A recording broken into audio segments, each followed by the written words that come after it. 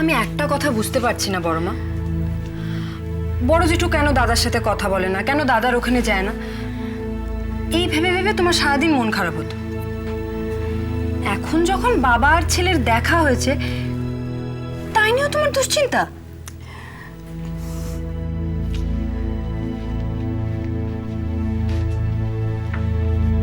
তোর জেঠুমণি যদি শুধু বুবাইয়ের সঙ্গে দেখা করতে যেত তাহলে তো বুঝতাম, কিন্তু কিন্তু ওই চিঠিটা হয়তো ভেতরে ভেতরে ছেলের জন্য মন খারাপ করছিলই, চিঠিটা পেয়ে একটা অজুহাত পেলেন। তোর মতন যদি ভাবতে পারতাম রে পুপে। তো ভাবো না, কে আটকেছে? কিন্তু ওই চিঠিটা, আচ্ছা কি লিখতে পারে বলতো চিঠিটায় ব্যাংক থেকে? কি মুশকিল বলো তো, আমি কি করে জানবো? তবে আমি যতটুকু জানি দাদাই রেস্টুরেন্টের জন্য ব্যাংক থেকে একটা লোন নিয়েছিল। লোনের চিঠি? সে তো অনেক টাকা রে। আমার কোনো আইডিয়া নেই, বিশ্বাস করো, কিন্তু যতদূর মনে হয় এই লোনের ব্যাপারেই এসছে চিঠিটা। দাদার পেপারসে হয়তো এখনো পার্মানেন্ট অ্যাড্রেস হিসাবে সোনারতরীর নাম আর ঠিকানাই দেওয়া আছে, তাই জন্য চিঠিটা এখানেই এসেছে। বড়বৌদি, আপনি একবার আপনার ঘরে যান। বর্দা ফিরেছেন, জানি না কি হয়েছে, খুব রেগে আছে। রেগে আছেন কেন? কি জানি, আমি চা নিয়ে গেলাম, আমাকে বকাবকি শুরু করলেন। শিখা কাঁচা জামা কাপড় ওই ঘরে রাখতে গেল, যখন তখন ঘরে ঢোকার জন্য শিখাকে বকে দিলেন। তারপরে আপনার খোঁজ করলেন। রেগে আছেন? হ্যাঁ, আপনি একবার চলুন বড়বৌদি। ঠিক আছে, তুমি যাও, আমি আসছি। আচ্ছা।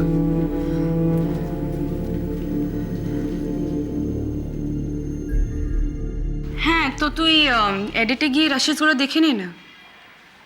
না, আমার এখন এত সব মনে নেই।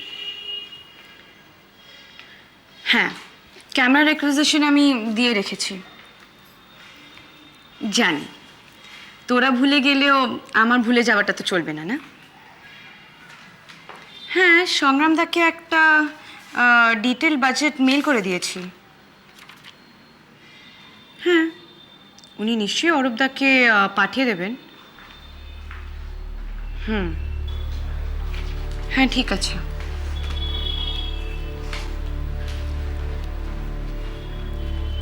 হ্যাঁ জানি, ওরা বলছিল আমায়। হ্যাঁ ঠিক আছে, তারপর আমরা গোরাকে ওখানে নিয়ে যাব। আমি তো এটা ভদ্রলোকের বাড়ি বলেই জানতাম। আপনি এখানে কি করছেন? রবীন্দ্রনাথকে নিজের সম্পত্তি করে রেখেছেন, অথচ এইটুকু জানেন না যে সুচরিতার বাড়িতে গোড়া আসতে কোনো কারণ লাগে না। এই যে শুনুন, আপনি কিন্তু বাড়াবাড়ি করছেন। হ্যাঁ, গান, এটাকে আপনারা গান বলেন? শুনুন, গান একটা শিল্প আর সেটা সবার দ্বারা সম্ভব না। কিছু বেসুরো বেতালা গানের লাইন আউড়ে দিলে, কিছু অশিক্ষিত লোকজনের বাহবা কুড়িয়ে নিলে, আমি শিল্পী বলে নিজের ঢাক পেটালে কেউ শিল্পী হয়ে উঠতে পারে না। কি বললেন আপনি? চ্যাম্পিয়ন? সেই ভালো।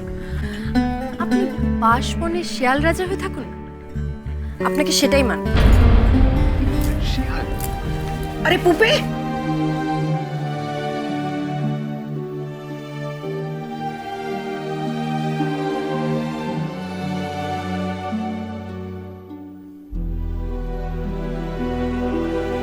কি ভোমল বাবু, কার ধ্যান করছো? ডান হাতের পাতাটা খুব চুলকোচ্ছে। কিসের সাইন বলুন তো? তার মানে হলো যে লক্ষ্মী আসবেন, তোমার রোজগার হবে। নাও। ওরে বাবা, তাই নাকি? তার মানে দিদিমণি ছ্যাঁচড়া চ্যানেল আমাকে চেক দেবে? শুনছেন দিদিমণি? কি হয়েছে? বাড়িতে পার্টি। কোন আনন্দে? হাত চুলকোচ্ছে মানে চেক পাবো, মানেই পার্টি। আচ্ছা। আচ্ছা, কারা কারা ইনভাইটেড? কেন? আমরা আমরা আচ্ছা, তার আগে একটা প্রশ্ন ছিল। বাড়িতে কোনো অতিথি আসার আগে কি হয়? পেট গুড়গুড় করে? না, ওই হাত থেকে থালা বাসন পড়ে যায়, কখনো কখনো চিরুনি ছিটকে পড়ে যায়, আবার কেউ কেউ বলেন বা চোখের পাতা কাঁপে। ও বাবা, না, ওটা খুব কঠিন। পাতা ফাতা কমাতে পারবো না। আর থালা বাসন ভাঙলে তো আপনি আমার কান টেনে লম্বা করে দেবেন, কিন্তু ওই চিরুনি ছুঁড়ে ফেলাটা সোজা, ওইটা আমি করতে পারবো। কেন ভম্বল, কোন অতিথি আসার জন্য তোমার এত আকুলতা? হ্যাঁ, না, অনেকদিন ঝগড়া হয়নি, অম্বল হচ্ছে, চোঁয়া ঢেকুর উঠছে, তাই ভাবলাম আপনার নাতনি যদি আসতো। লজ্জা নেই তোমার, একেবারে কোনো লজ্জা নেই না ভম্বল? একেই বলে নির্লজ্জ, বেহায়া, দুকান কাটা। এত অপমান, এত অসম্মান, তাও তুমি? আপনি বুঝতে পারছেন না, সেদিন তো আমি অপমান করাটা এলাও করেছিলাম, সুচরিতাকে কথা দিয়েছিলাম না, তাই জন্যে।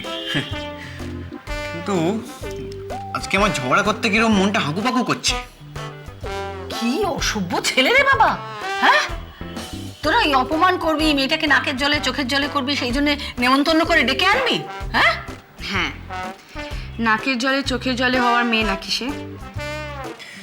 আপনারা বুঝতেই পারছেন না, শুধু ঝগড়া করাটা আমার স্বার্থ নয়, এর সাথে একটা প্রফেশনাল স্বার্থও জুড়ে আছে। কিরকম? ওই রবীন্দ্রনাথের নাতনির রিয়াকশনেই তো আমি বুঝতে পারি কোন গানটা আমি কত ভালো গেয়েছি। তাই নাকি? তুমি ভালো গাইলে পুপে তোমায় কংগ্রাচুলেট করে? না না, তা করেন না, কিন্তু উনি যত খোঁচে যান, যত তিড়িং বিড়িং করেন, যত আমার গোষ্ঠী উদ্ধার করে দেন, তত বুঝতে পারি যে এই গানটা অতটাই ভালো হয়েছে, পাবলিক এটা অতটাই নেবে। কি কাণ্ড! কি ট্যাটন ছেলে দেখেছিস? মরবো একটা চড়।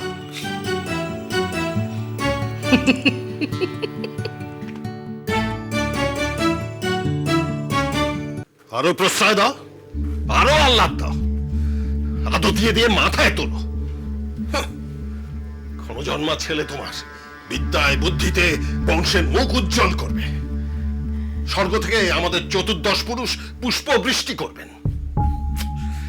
যাও গিয়ে দেখে এসো হালতার, আজ বাদে কাল পথে এসে দাঁড়াবে। হাতে হাত কড়া দিয়ে যদি তাকে টেনে না নিয়ে যায়, তো জানবে সে তোমার অনেক ভাগ্য। হে, এসব কি বলছো তুমি? এই বাড়ির ছেলে পথে গিয়ে দাঁড়াবে, হাতে হাত করা পড়বে? কেন, কি করেছে সে? বিরাট স্বাবলম্বী হয়ে গেছে না, ব্যবসা বুদ্ধি মাথায় একেবারে গজগজ করছে।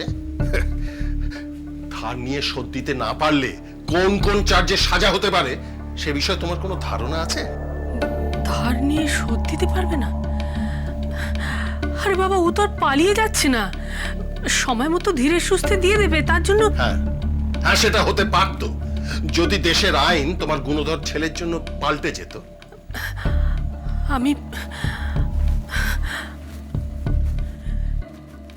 আমি কথা বলবো বুবাইয়ের সঙ্গে, আমি ওর পাশে থাকবো। বাবা হয়ে তুমি মুখ ফিরিয়ে থাকতে পারো, কিন্তু আমি পারি না।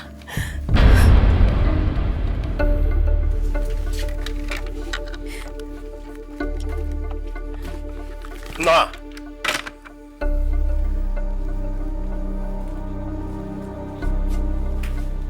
আগ বাড়িয়ে ঝাঁপিয়ে পড়ার কোনো দরকার নেই তোমার। কিন্তু আমি ওর মা, আমার যেটুকু কর্তব্য সেটুকু তো। তোমার কি ধারণা বাবা হিসেবে আমার কোনো কর্তব্যবোধ নেই? না, কোনো দায়িত্ব জ্ঞান নেই? সেটা যদি থাকতো তাহলে এত কথা না বলে আমাদের ছেলেটা। পাশে গিয়ে দাঁড়াতাম, তাই তো? হ্যাঁ হ্যাঁ, তাই গিয়েছিলাম। গানের পারে